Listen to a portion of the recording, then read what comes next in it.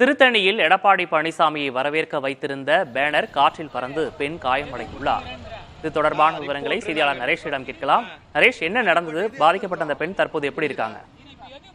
கண்டிப்பாக வினேஷ், அதிமுக பொதுச் செயலாளர் எடப்பாடி பழனிசாமி வந்து திருப்பதி செல்கிறார். அவரை வரவேற்பதற்காக சென்னை திருப்பதி மாநில நெடுஞ்சாலையில் பாத்தீங்கன்னா அதிமுக வந்து தற்போது பேனர் அமைத்து அவரை வரவேற்கும் பணியில் மேற்கொண்டு வராங்க.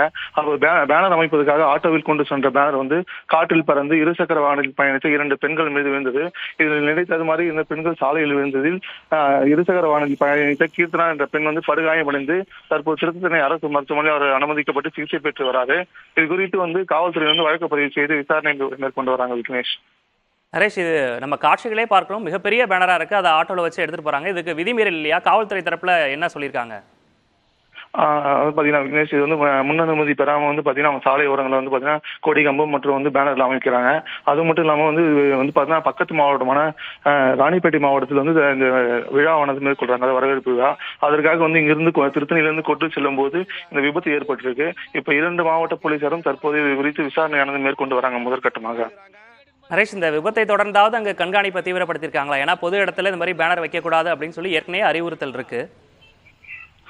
கண்டிப்பா வினேஷ், இப்ப பாத்தீங்கன்னா காவல்துறையினர் வந்து பாத்தீங்கன்னா திருத்தணி ஆய்வாளர் மற்றும் காவல் துணை கண்காணிப்பாளர் வந்து தற்போது சம்பவ இடத்துக்கு வந்து விசாரணை மேற்கொண்டு தற்போது அனுமதி இல்லாமல் அங்கு வைக்கப்பட்டுள்ள விளம்பர பதாகைகள் மற்றும் கொடிகம்பங்களை அகற்றும் பணியில வந்து தற்போது காவல்துறையினர் வந்து ஈடுபட்டு வராங்க. விக்னேஷ், விவரங்களுக்கு நன்றி நரேஷ்.